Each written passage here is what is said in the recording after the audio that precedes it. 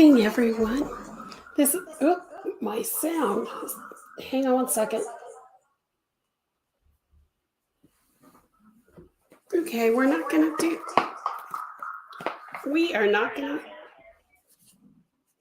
All right, can I talk now? Yes.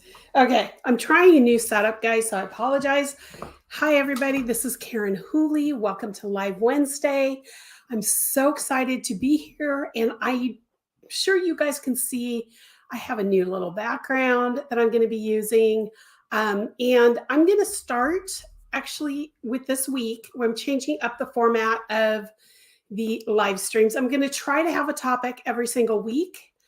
And I already have a list of topics. Today's topic is, let me get to my little topic here. Today's topic is shopping your stash. Now, we're going to be talking about that first. And then at the end of the show, I will show you some of the new things in the studio and stuff like that. But for this first one, I'm trying this out in the reverse order. If you guys would rather me do the new stuff first, let me know at the end of this show. But for those of you who are watching for the first time, make sure that you pop into the chat room and let me know where you're watching from. So I'm going to go ahead and take a look at some of these things and see who's here. We have Linda here. I showed her as the countdown. She's watching and she says to smash that like button. So make sure you guys do that. We have Pat here from Alaska. Hi, Pat. It's been a while since you've been here. It's good to see you. I'm so glad you're here.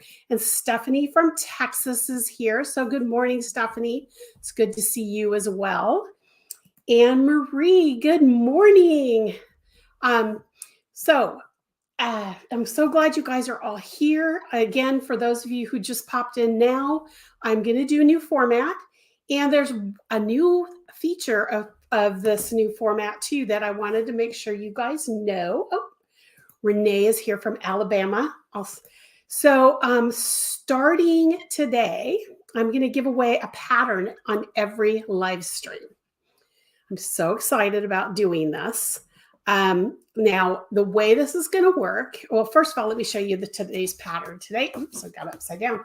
Today's pattern is Desert Sunset. This is an actual physical pattern here. I will be putting the pattern or emailing it to you or putting it in your shop account if you have a shop account.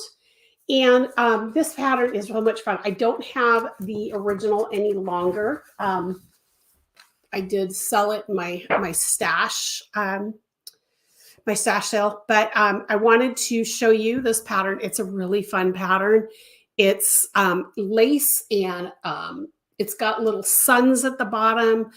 And I don't know if you guys can tell if the color's good or not. I'm still working on lighting in here.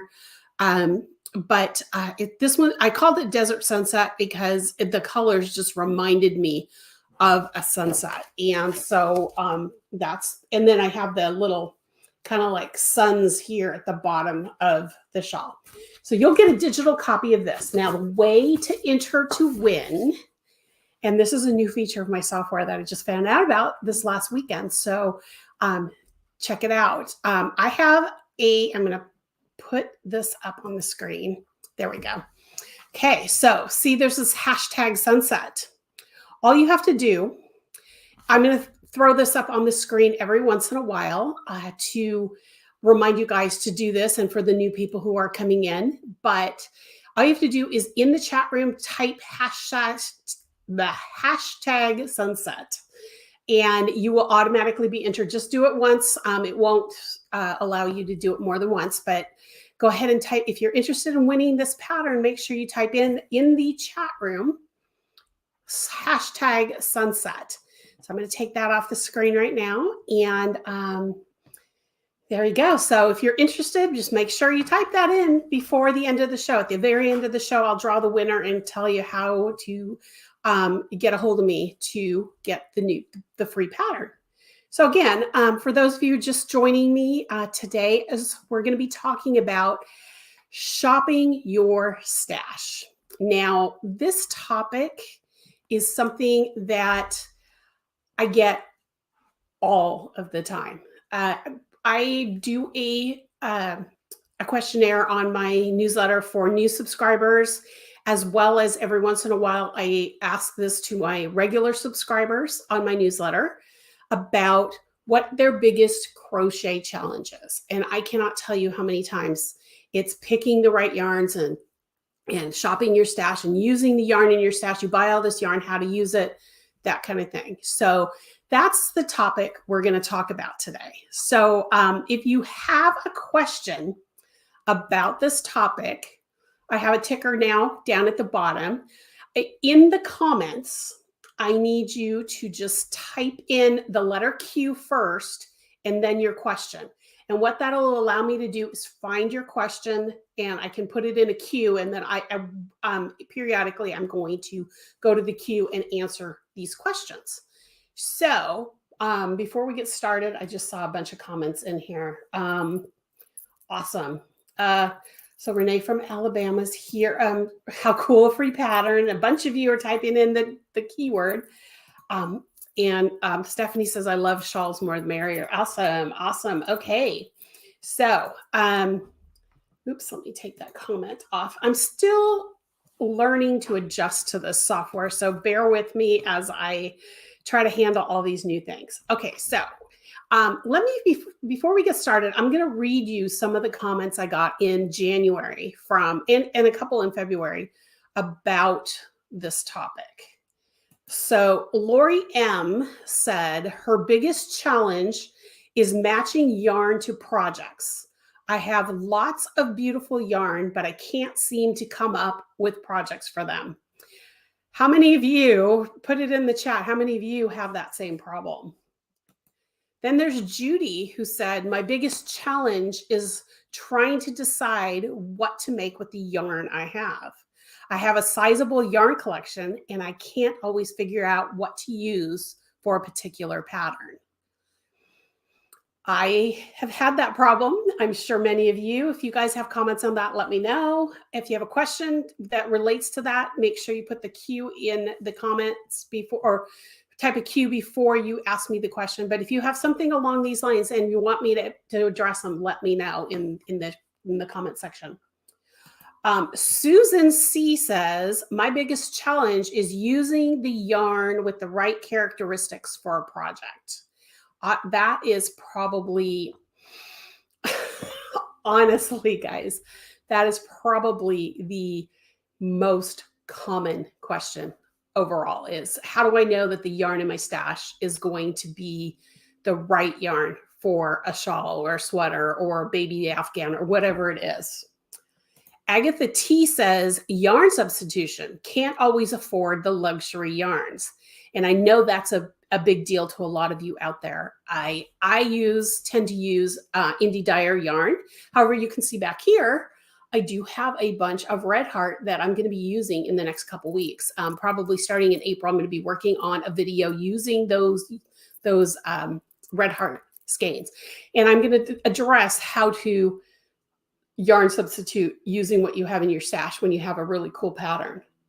Okay, Charlotte M asks, knowing how much yarn to buy for a project and to modify a project to suit the yarn I have on hand. That's another question. How many of you have had that question? Michelle B, I don't know, is Michelle here? I know she pops into our chats every once in a while. But Michelle B, my biggest struggle is finding the right pattern for the yarn that I have. It takes a lot of time and trial and error. Maybe this is because of my lack of experience or perfectionism.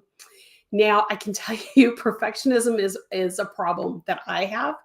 I do think lack of experience can be a problem, but we'll talk about that as well. But once you know things about the yarn in your stash, you'll be able to figure this all out, Michelle.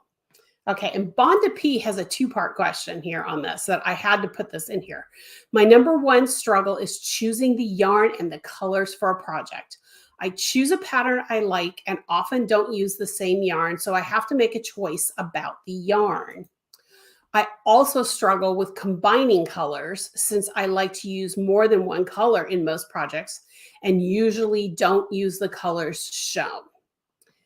Okay, guys. So how many of you, I'm going to go to the chat here really quick and see how many of you have said things. So Marie says, me too. Patricia Hahn says, sounds like me. Kathy says, me too. Renee says, my stash problem is that I tend to want to use and buy more of the same yarn I particularly like for all new patterns. I have that problem, Renee. Honestly, I really, really do. And Stephanie says, okay, so Stephanie's got a question. I'll address that in just a minute. But if you have any more, see how Stephanie put a Q there in front? That's exactly what I need to be able to chat about. Oops. Let me go back here really quick. That's exactly what I need you to do to be able to ask me a question during this live stream. And Linda says, I have all of those problems. And yes, I have those in various degrees too.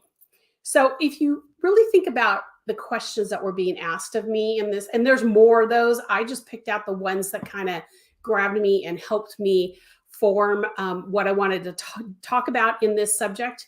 When I talk about, I'm going to take Linda's comment out of here. When I talk about shopping your stash, everything that I'm going to be talking about here also applies to when you go to your local yarn shop, or you go to Michael's, Joann's, Hobby Lobby, one of the big box stores. You order yarn online. But I'm choosing to talk about stash because I just recently, as most of you know, reorganized my stash and got rid of a lot of stash, which reminds me, if you haven't shopped my stash sale, make sure you go to my website and check out the yarn that's still available. I have 4 skeins left. So if you're still interested, in fact, I reduced the price on some of them. So 4 skeins left of yarn. So, and once they're gone, they're gone. So there you go. But once you know these little things about shopping for yarn for projects and through your stash, I think that you guys will you'll find an easier time that you figuring out that, yes, I do have yarn in my stash that I can use for this project. I don't have to go buy some new yarn, or no, I don't have either enough yarn or the right yarn for this project. I do need to go to the store, which I know a lot of you get really excited about that last part with going to the store. So let's talk about a couple things first. There's actually 4 things that came out of those challenges that I pinpointed. And the first one is yarn characteristics. Okay. So when you're reading a pattern and it says that, okay, so let's use Desert Sunset, since we are going to be, giving this one away. Don't forget to enter the drawing for Desert giveaway. But this particular pattern, I can tell you right off the bat, the yarn is no longer available. The dyer is not dyeing the yarn anymore. But her yarn was originally Material Culture Fiber Arts. The base was her modern era base. And the base was 75% superwash merino, 15% nylon, and 10% tencel. Okay. Fingering weight yarn. And then it gives the color and the yardage and all that stuff. Okay, so yarn characteristics. Anybody know in the chat what yarn characteristics means? Anybody? I'm going to give you a second. I'm going to take a sip of my coffee.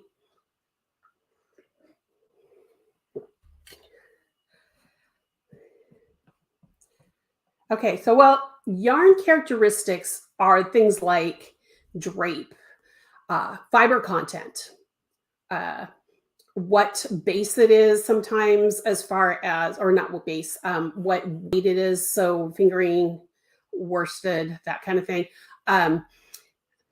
the fiber content, the how it drapes when you're crocheting with it, how twisted the yarn is.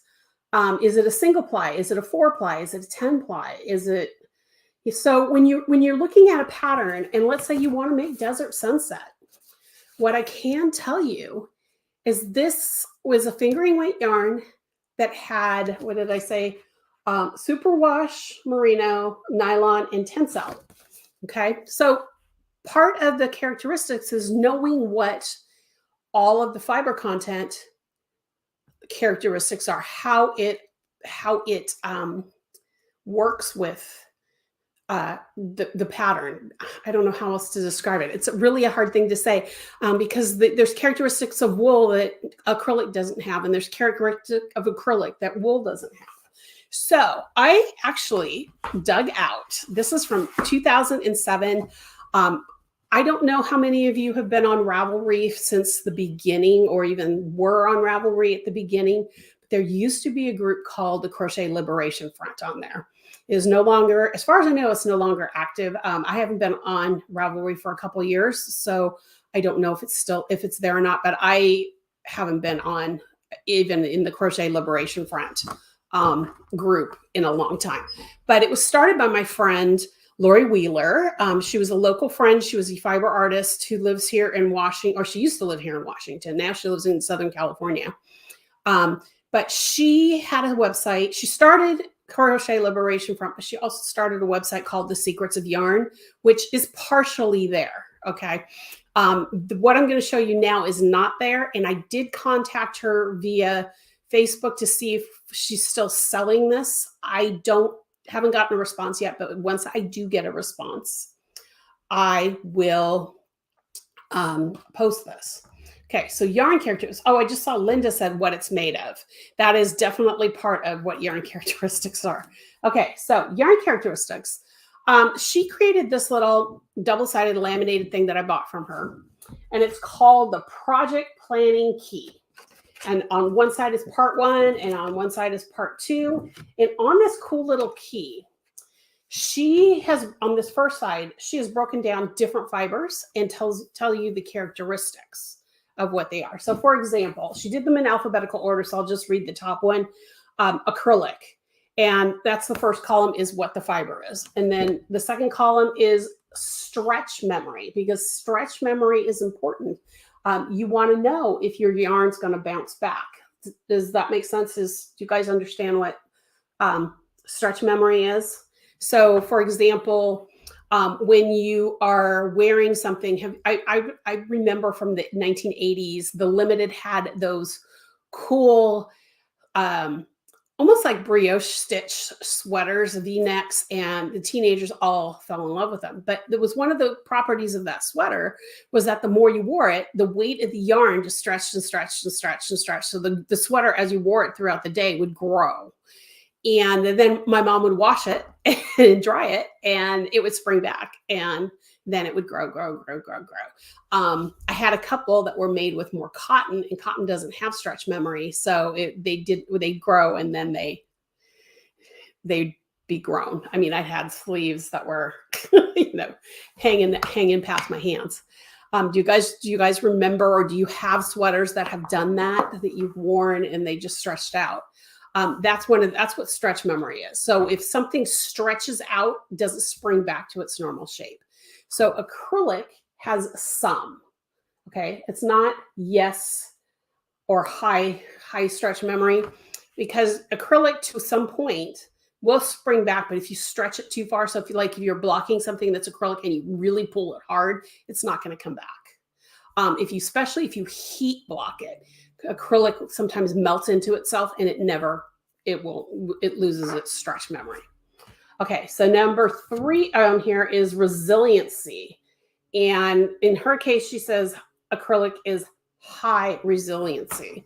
And what resiliency is how does it wear? I mean, can you beat it up? And you know that acrylic, depending on the brand, sometimes it'll pill, but it wears forever. I have blankets that I made. I've talked about the blanket I made for my grandmother.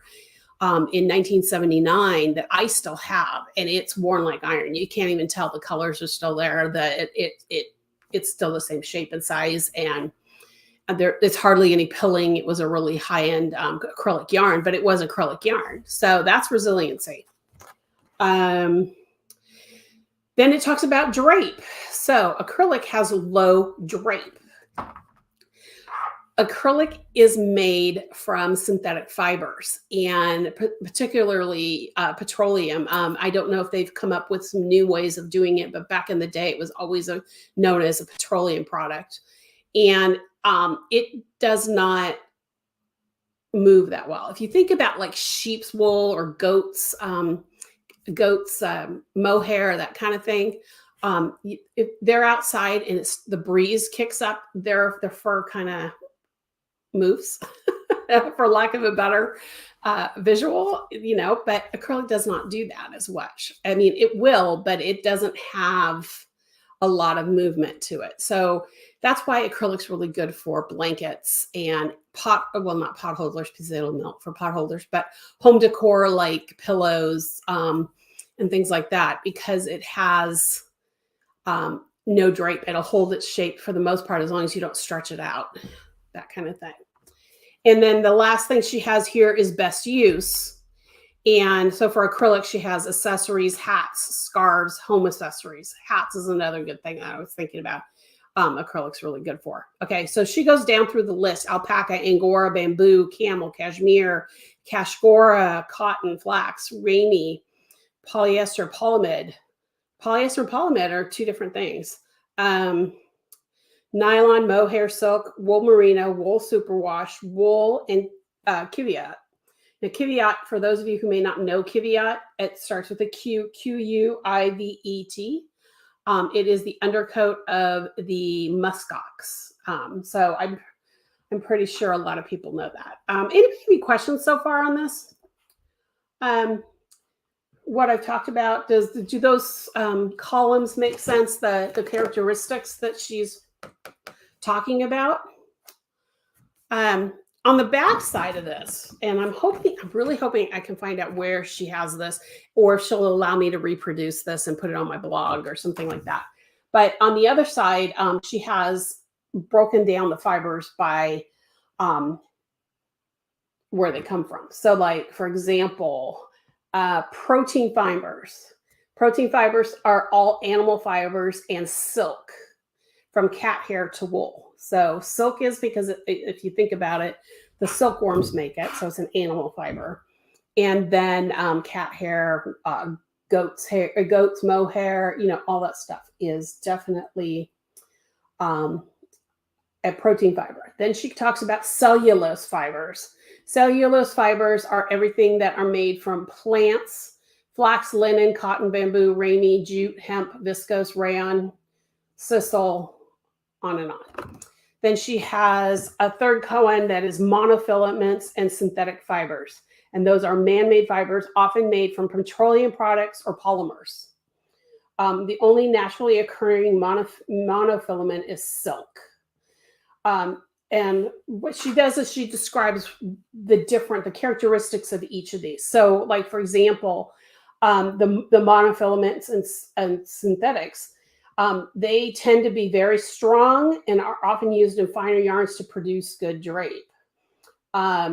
The three most elastic of synthetics are acrylic, polyamide, and lycra. So lycra is another fiber kind of thing. And then to this final column, which is a long column, she talks about blends and how different things blended together can make a yarn do certain things.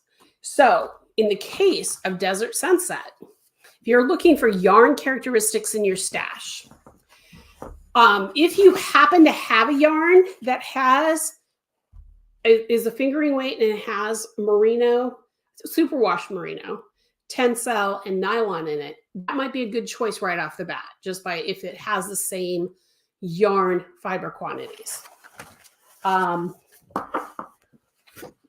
So there you go. But then let's look at this. So it's a blend, and it's a blend of superwash merino, nylon, and tencel. Okay, so she has superwash in here. Superwash has high stretch memory, high resiliency, and medium to low drape. And it's great for socks, sweaters, high use garments, because the superwash does not shrink. So there you go. Then you want to look up nylon. So nylon has some to none stretch memory. It's high resiliency. I mean, anything made out of nylon lasts forever, it seems like. And drape is none to high. So depending on how they make the nylon, it may drape really nice and have movement, or it may be super stiff. So like if you have ever seen the Omega nylon at the worsted weight, it's really heavy. That does not have drape. But if you go to their fine ones, they have one that's almost like thread. It moves, and I use it to make jewelry because it has movement, then it won't break. And then with nylon, it's made in different textures. Some of them are very slippery, so that was her best use. So if you want something that's not gonna, the yarn's not gonna slip on you, you could, don't want to use nylon by itself. These are all characteristics on their own. And then the last one is Tencel, which she does not have on here. I'm trying to see if she's got it listed somewhere else. Okay, she doesn't have Tencel on here at all. But Tencel is another, I believe it does come from a plant. I believe it's a cellulose. I can't remember off the top of my head right now. I should have looked that up before I even did this. But Tencel gives you sheen and gives you some drape. So if you look at the fair characteristics of the yarn I used, overall, it's pretty high as far as stretch memory.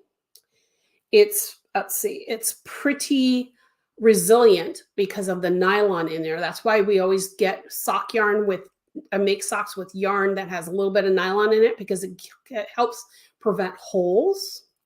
As far as drape is concerned, it's got really good drape on both the wool itself and then on the synthetics in there. And then its best use is for, you know, garments and shawls and stuff like that. So as long as you have a yarn that has those characteristics to them, that is the best way to figure out if the yarn itself in your stash or at the shop is going to have the same characteristics, especially since, again, this yarn manufacturer is no longer around and you can't get this yarn anymore. So if that makes sense, that's the first thing. Anybody have any questions for me on that? I'm going to go to see what Stephanie was asking. Okay. How the yarn would look in the project versus the unwound skein. Okay. So Stephanie asks this. So yarn characteristics is huge with that. Even if it's in a hank form, always look to see what the yarns are. Now, if I can tell you where to buy this little thing, if she's still selling them, I don't know, because she's not in the yarn industry anymore. I don't know if if she has these or if she's willing to give them away or allow me to reproduce it. I'm asking that question. But if you have this sheet, if you knew Lori, you bought it from her in the Crochet Liberation Front or any other place that she sold these, because she used to sell these at live events and things like that. This is one of the best places to go. There is also a book called The Knitter's Guide to Wool. No, The Knitter's Book of Wool. Yeah, The Knitter's Book of Wool. I can't remember the author's name and I can't read it from here. It's too far away. But the Knitter's Book of Wool also talks about yarn characteristics. So I'm going to leave Stephanie's question here just for right now. See. Stephanie Googled it. Tencel is a type of rayon. So it is cellulose. Okay, that's what I thought. I was pretty sure. I just couldn't remember. And it's wood pulp. That's right. Yes. But it does give a lot of sheen. So if you're looking for something, even if the pattern doesn't include Tencel in the yarn that was recommended there, if you can find one with Tencel, it's not going to hurt anything, especially since Tencel is used in a lot of fingering weight products. Okay, number 2, yarn substitution and matching yarn to the right project. Okay. So this was Agatha's question. She mentioned that, sometimes she can't afford the luxury yarns, and I tend to use hand-dyed yarns. And I believe as a crocheter, I grew up using the Red Hearts and the Dazzle Airs and the Karens and the what do you call it? Bernat, Peyton's, all of those brands. That's what I grew up using for the most part. And now I tend to use the more hand-dyed, what people call luxury yarns. I would include in that grouping not all, but a good portion, not most, I would say a good portion of the Knit Picks yarns are considered higher end yarns than the box store yarns. Not that the box store yarns don't have good yarns. I mean, Lion Brand has a luxury line that's absolutely fabulous. So, but I really think that when you are making different things, you got to think about, okay, is this going to be a garment that's going to be close to my skin or someone else's skin, that kind of thing. So make sure that you always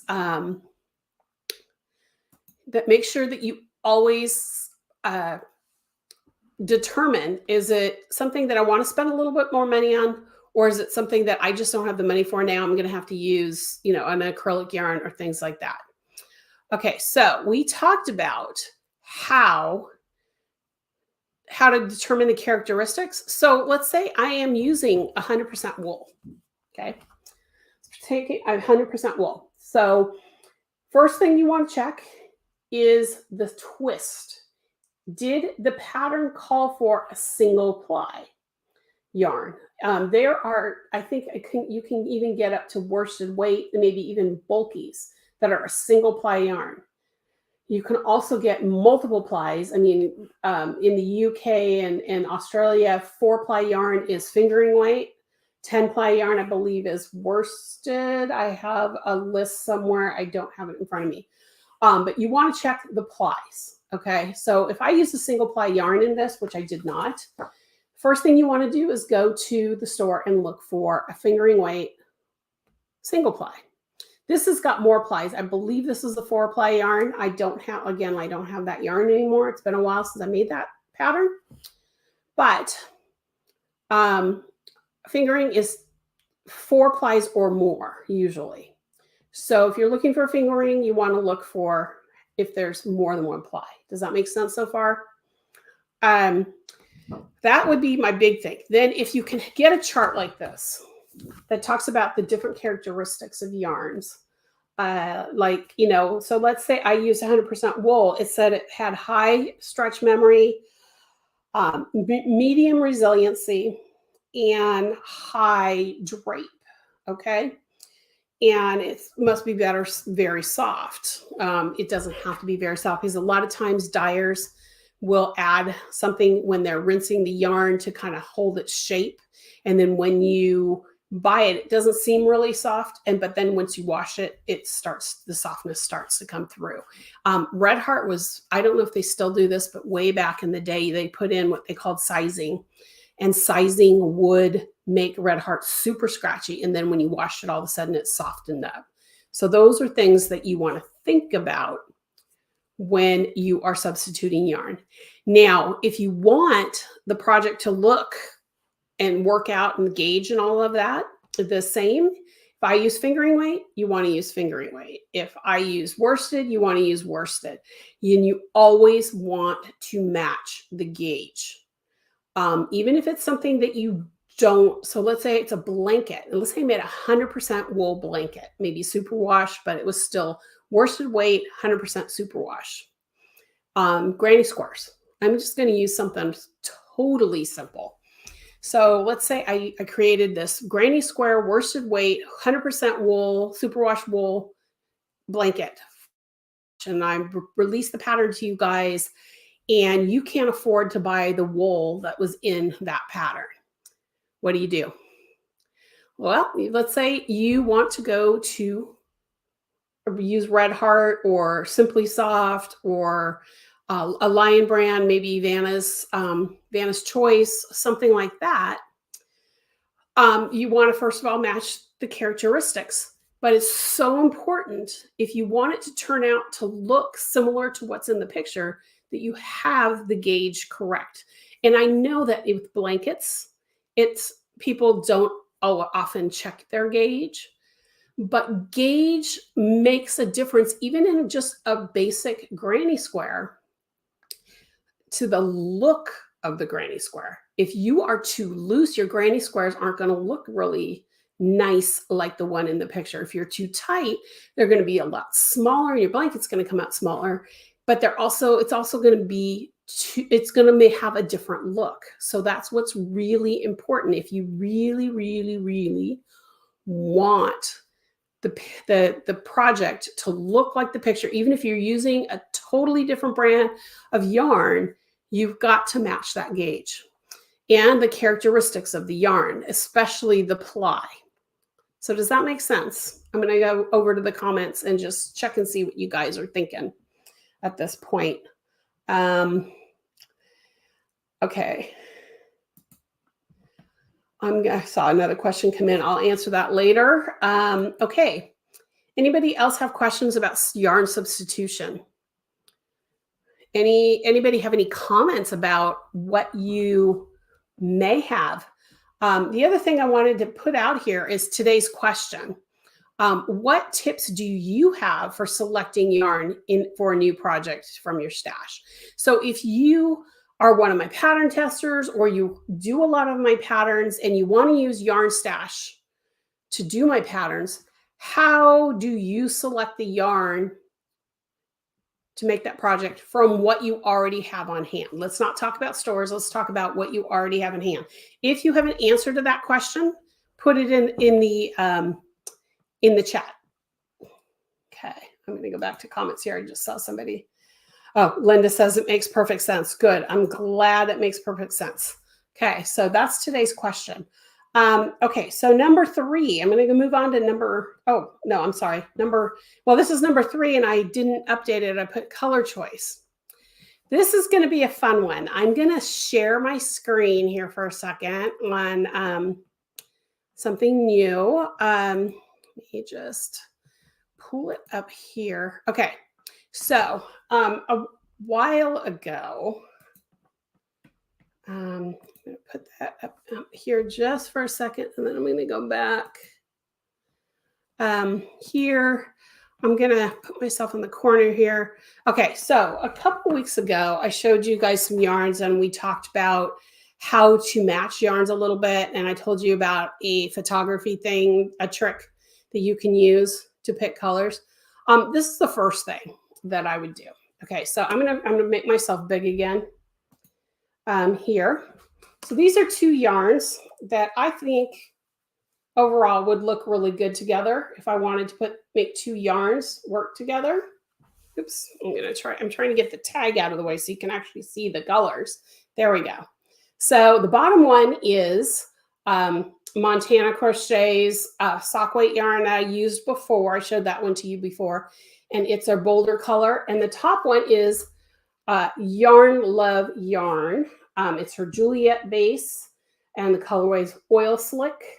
Now, that's another thing about shopping your stash is you don't have to use the same brand together. As long as the characteristics are pretty much the same or close to it, you can use 2 different brands. So in this case, the Juliet is superwash merino and nylon, and the Montana Crochet is 100% superwash merino. So the Juliet has just a little bit more nylon in it, less wool, but the characteristics are going to be the same. So I could totally use these 2 colors together. So let's go back to sharing my screen here really quick. And what I did was I took a picture of the 2 yarns together. Now I can move those. Okay, so if you look at them together, the colors blend pretty well, right? They look good on the screen. Even on when I'm holding them up, they look like they would be something that would work well together. Okay, but remember I told you a trick about how to take a picture and turn it into monochrome or black and white to see if the colors truly do blend. So I did that with this photo. If you look at it, they really don't go together. They kind of mishmash into each other. So if I were to make a project with these two colors, yes, they might stand out a little bit because one is a solid and one is a gradient, or not a gradient. This is a variegated, but they're still, the colors are not going to pop. The extra colors in here are not going to pop because if you look at it, they're very much on the same medium gray tone here. Okay. So now I'm going to go back to my screen here. I have my coffee cup in front, so I can't see what I'm clicking on here. Here we go. Okay. So now I'm going to switch to a new one here. I'm going to keep the boulder, which is the tonal, and I'm going to add this Araucana Huasco sock color that has a lot of light colors. It's got speckles. It's still a gradient, but you see how it speckles and does all that stuff? Okay, let's go back to sharing the screen. I did take a picture of these. I think these would look really good together, right? So when I did, I'm going to put, here's the picture I did. And looking from the picture already, I really think these are going to be better than the first set. When I did the monochrome, look at how the white pops against this one. So when you're picking colors and you're not sure, and you always want to have one that's more on the dark side and one that's more on the light side in order for your colors to pop. So that's the first thing I would say that you need to do in order to pick colors is do this little trick, okay? Does that make sense so far? Anybody have questions on that? I'm going to move over to the comments. Linda says it makes perfect sense. I'm going to take that off the screen. Now, then the second thing, and I forgot to pull it out, is use your color wheel. I recommend getting a color wheel. I got this one off of Amazon. It's made by the Color Wheel Company. So you could probably just search for the Color Wheel Company. And it will, sorry guys, that coffee just did not go down right. I apologize for that. The color wheel will help you figure out, this is not going to be a tutorial on how to use color wheels, but there's different ways of using the color wheel, like colors that are directly across from each other, or three-way, or how to blend them, that kind of thing. So if you want to pick colors, this is a great way to pick colors. If you have colors in your stash, what's really cool about this one is that, let's say, okay, so I have that gray. So I'm probably going to go into the dark ends of the color wheel here. It's really hard to do here, but you can pick a color and then see what might work with it in different ways. So that's really a cool thing. And then here too, it shows you different monochromatic ways of looking at color and things like that. So this is really a good tip, a good thing. And I use this at the yarn shop. If I have a color that I really like and I know I'm going to do two colors, I will put one of those colors on the color wheel and then look at what colors go with it. And then I will kind of mix and match until I find what I want. So that's something you can do too. Renee says, great tip. Awesome. And Linda says, I like that trick. Are you talking about the camera? I'm assuming the camera is the trick that you were thinking about. And Stephanie says, my color wheel is still hiding from me. Oh, I'm so sorry. I'm so sorry. They're not that expensive these days. So if you want to order another one, the one I got off on Amazon is really great. So that's something to think about. Okay, I'm going to go to my comments here really quick to see what questions we had. I'm going to go back to Stephanie's here really quick. My problem is knowing how to look. Stephanie, do you have anything you want to add to that maybe I didn't cover on, like, I tend to be a very visual person, and I've learned by looking at plies and things like that I can kind of see what the stitches are doing. But I have swatched so many different yarns over the years that it doesn't, it's not hard for me to figure out what something's going to do. Sometimes I'll unwind the skein in the shop. They'll allow me to unwind a hank like this, and I can see how the color, you know, changes. And especially with something that's variegated or speckled or something, I can see if there's going to be color pops somewhere that I might not want. But if you have something to want me to expand on, let me know in the comments here. Okay, so Marie says, my problem is knowing how the yarn will look in the project versus in the unwound skein. Oh, no, wrong person. That was still, Marie says, how a ply number will affect the outcome. Okay, so for those of you who are Pattern Club members, I just posted a video on the landing page for the Pattern Club with the dyer for last month and this month, Maria Tuscan of Tuscan Knits, and she talked about ply in there a little bit. And her fingering weight actually has 10 plies, and the more plies there are in a yarn, so her fingering's got 10 plies, I think, or more. The more plies, the rounder the yarn is, a true round yarn. The less plies, it'll still look round, but it won't hold the round as much as a 10 ply yarn is. Also, the other thing about plies that affect the outcome is it a really tightly twisted yarn or is it really loose? Because loosely twisted yarns, especially for crocheters, but this is true with knitting too, split really easily. So if it's too loose, I tend to not go towards. I go to high twist yarns. And the reason I go to high twist yarns is, one, because of the split factor, and hooks can also contribute to that, but that's another topic for another day. But the hook can affect it, but also even if you don't split the yarn, it prevents it. It's not as resilient, I guess, is the best way, because there's so much air in there, and the plies move. You get more things like that. So I am a super, super fan of high twist. Oh, also high twist also gives you super awesome stitch definition. So the tighter the twist, if you're doing cable work, your cables will pop. If you're doing textures, your textures will pop.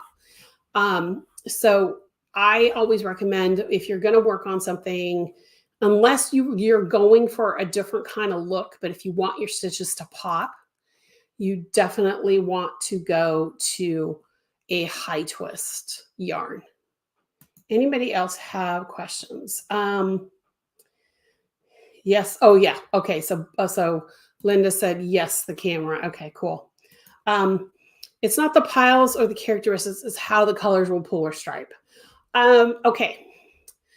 That is something that's a little different. That's something you're going to have to swatch with for some yarns. When you go to like variegated yarns from like Red Heart or any of the other box store yarns, if they call it a true variegated, if you've done one, most of them will variegate the same way, depending on how many colors are in there. So if there's fewer colors, there might be a little bit longer of each color run. And if there's a lot of colors, like they used to have a colorway called Fiesta, had tons of colors in it, and those were little short runs in color. So that you can tell, okay, these are going to just slowly or quickly change. Gradients are going to tell, gradients are going to go, if you start with a dark blue, it's going to be dark blue till it switches to teal, and you're going to be teal for a while until you switch to light blue, and then you might go to a speckle or whatever it is. That's how it's going to go. I mean, it's going to be all color blocks of each color that's in there. Long striping is going to depend on who dyed it, because long striping, like the socks that I've made that have the stripes, every dyer does them a little bit differently. So some stripes might be longer than others. So you might have wider stripes in one dyer's way of doing things and shorter stripes in another dyer's doing. And then also, if you're not going to work in the round with self-striping yarn, Sometimes your stripes, depending on what you're working on, will end up being different sizes in a flat piece, that kind of thing. So that's kind of hard to tell. Speckled yarns is just pops of speckles throughout the yarn. That's just gonna, it's just dependent on that. There's yarns out there that are designed, especially in fingering weight, that are designed to automatically create patterns if you use a certain needle size in knitting. All bets are off on that when you're crocheting socks or you're crocheting something with that yarn. You won't get, so if they're making these cool little patterns, that's all the way they space dye the yarn, and it makes these cool little Fair Isle type things. And when you crochet with them, it changes the whole thing. So you can't do that. Pulling striping is something that you have to swatch with. For me, I can pick a yarn like this and know, okay, if I did this in all double crochet, it's just going to have pops of color everywhere, and it's going to be different everywhere. With this one, I know this is more of a true variegated yarn. And so the color is going to change back and forth. It could be, if you look here, like the purpley color is smaller than the blue, or the blue is even smaller than that here. But then there's a big pop of teal here, so I don't know what it's going to do. So I probably would swatch this first before I did anything else. Does that help? Does that help somewhat, Stephanie? Let me know. And Marie, you're welcome. I'm glad to answer questions like that. So just let me know. While I'm waiting for more questions or comments, I just want to make sure I've talked about everything I want to talk about. Okay, any more questions? If you have any more questions, definitely drop them into chat and I will try to answer them before we sign off. The other thing I'm going to be doing with these videos is how do I even say this? Even though I usually limit these to an hour before, if I go over the hour, I want to be able to cover everybody's questions, because this is a live stream and it's a great time to ask me stuff. So let me know if you have questions. So I'm glad that helps, Stephanie. And don't forget, guys, the question of the day too was, what do you do when you select yarn for a new project from your stash? So let me know in the comments. Nobody said anything yet, so make sure you drop them in the comments and let me know. Okay, I'm going to stop sharing this for a second. And I'm going to do one other thing here really quick. When you are someone doing this all by yourself, it gets interesting. Okay, here we go. There is our giveaway question, our giveaway info. So make sure you definitely type that into the chat if you want to win a copy of Desert Sunset. So make sure you guys do that before the end of the show, and we'll see who the winner is. Okay, so what is new in the studio? Oh, I got a comment. Before I go there, let me see what the comments are here. Okay, so Renee says, how can we get your list of yarn characteristics? Well, like I said before, is that this is copyrighted by my friend, Lori Wheeler. She's no longer in the industry. I just sent her a message about this thing and to see if she is still selling it somewhere, if she's willing to let me reproduce it, whatever it is. Because it's copyrighted, I cannot give this to you.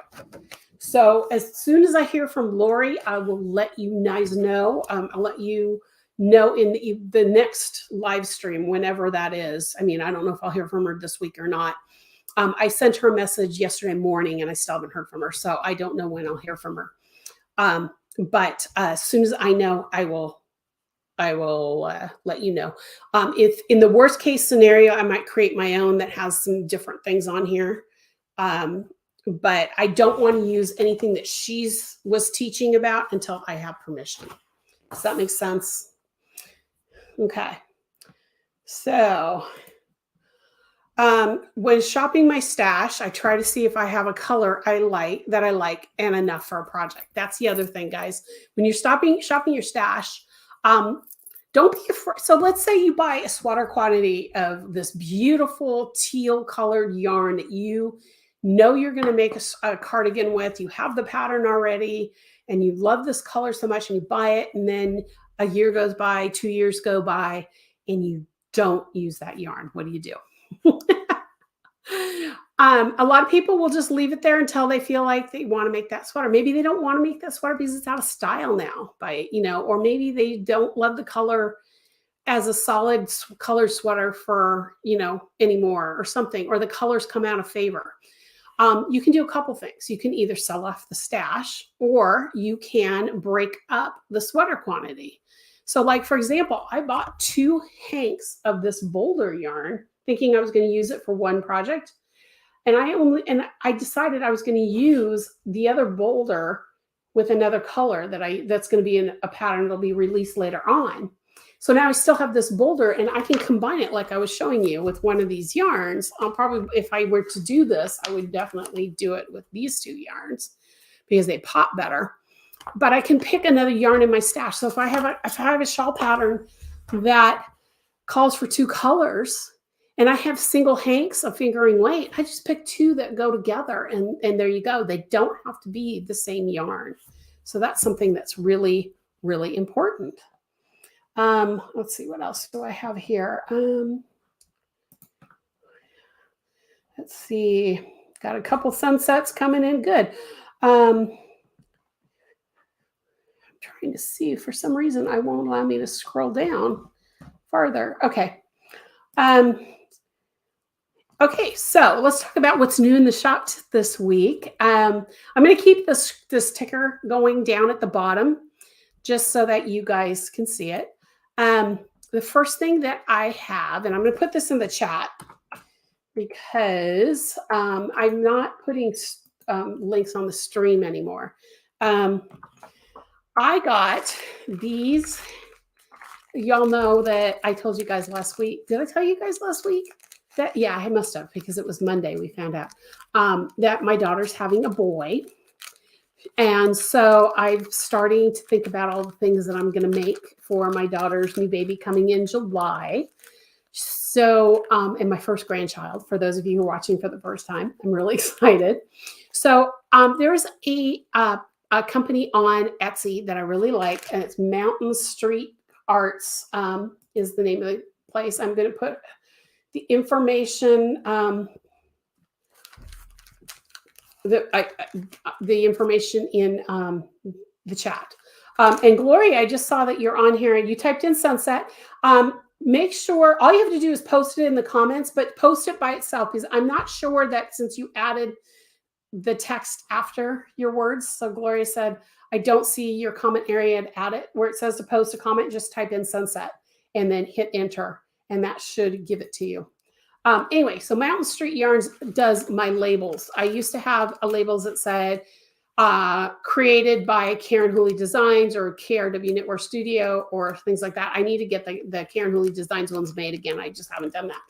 But she had these. And you guys all know that I'm going to be called Nonna because like my Italian grandmother. So I have crocheted by Nonna, the blue heart with a crochet hook in it. And then I have Knit with Love with purple heart by Nonna. So in the chat, I did put Mountain Street link. So if you're interested in that, make sure you check her out. But these are cool because these are sew-in-ones. And I like sew-in-ones for garments and blankets and stuff like that because I can put them where I want and I don't have to iron. So if I'm making a blanket out of acrylic yarn, acrylic melts with an iron, and to get to those labels that stick hot enough, I'm going to ruin the blanket. So I always do the sew-in kind. Oops, I got it upside down. And I just tuck those ragged edge, not ragged, but the pink. They cut them with the pinking shears. I fold those in and kind of iron those so that they're inside, and then I just hand sew them in.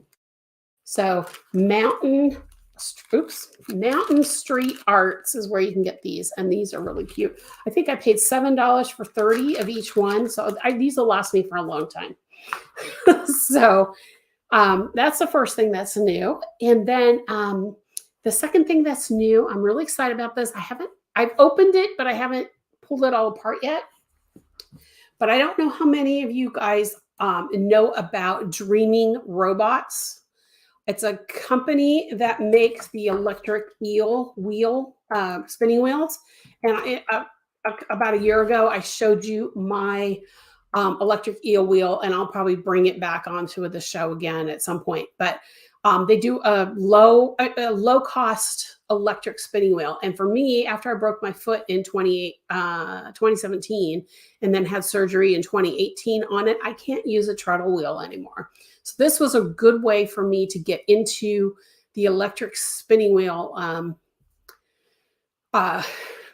movement, I guess, is for lack of a better word. But I get it into the market for an electric wheel, see if I liked it. I love the electric eel wheel. I have the 6.0, and it's so quiet. I could do it while I'm watching TV, and no, it wouldn't bother anybody.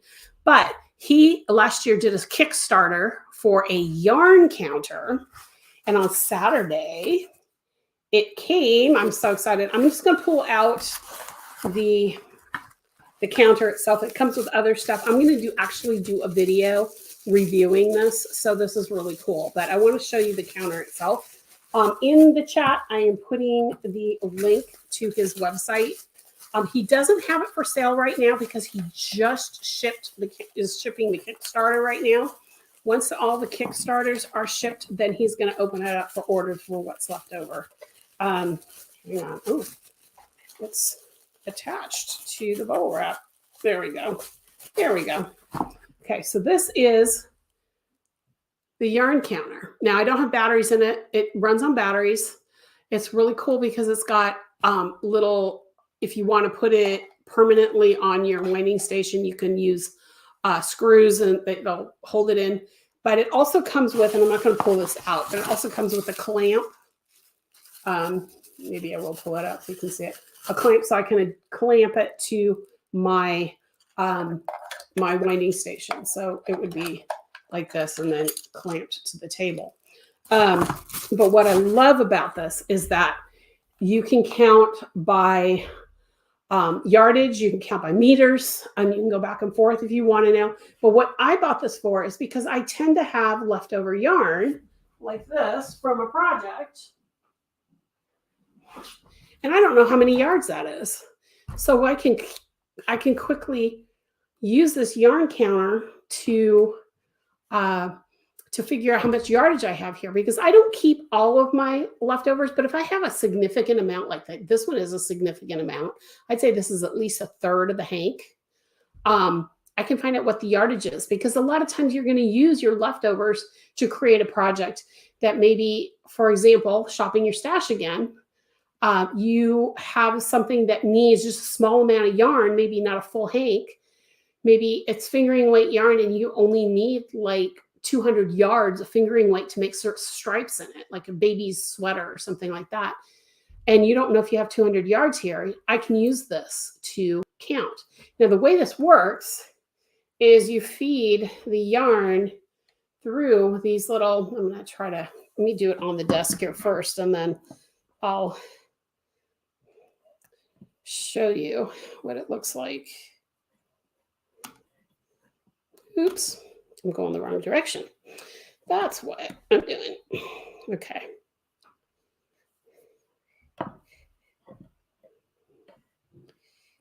Oh, that's, so you can tell I haven't used this because there we go. Okay, so the way it works is you feed the yarn starting on one end, and you feed the yarn through these loops, then it goes underneath the wheel, and then it comes back through these loops, and then I attach this to my yarn winder. And if I remember correctly from the Kickstarter, I believe, I'm going to look at the counter, I can start, if I know I've got like a yard already pulled out, I can add that to it. It comes with a little manual, and I'll talk about that in my video. But what happens is once you've got it in there, and if I had my battery on in there, when I pull the yarn through here, now because it's not clamped and I'm holding it upright, you're not going to see it, but this wheel will spin. And as the wheel spins, it counts off the yardage or the meters, whatever you're using. So This is really exciting. I'm so excited to get this going. I'm going to definitely do a video in the next couple weeks so you guys can see how that all works. Anyway, so that's it for what's new in the studio. Anybody have any questions for me before we get going? Oh, okay. So it's $65. Okay. It wasn't there this morning. So I know he may have finished up. He's on the East Coast. I'm on the West Coast. He may have finished up shipping because as soon as he finishes up shipping, then he adds it to his shopping cart. So $65. I paid $50 on Kickstarter. So it's about $10 higher than what it was on Kickstarter. But I'm really excited to test it out and see how it works. So you'll be seeing that soon. Awesome, Pat, for checking into that for me. Okay, so we have just a few more minutes here. Anybody have questions before I pick a winner? Let me know. Anybody have any more questions on the topic? If not, I'm going to go ahead and hit draw and see who the winner is. So here we go.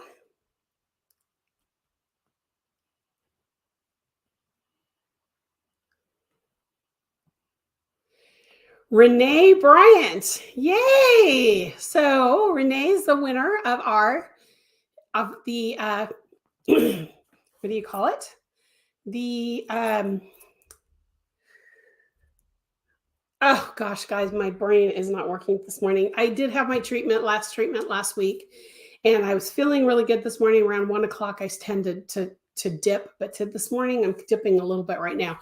She's the winner of our Desert Sunset shawl. So there you go. Renee also is asking me when's the Zoom call for the March Pattern Club, and that is today at 3 p.m. Pacific. I sent an email out on Monday with the pattern and all the information.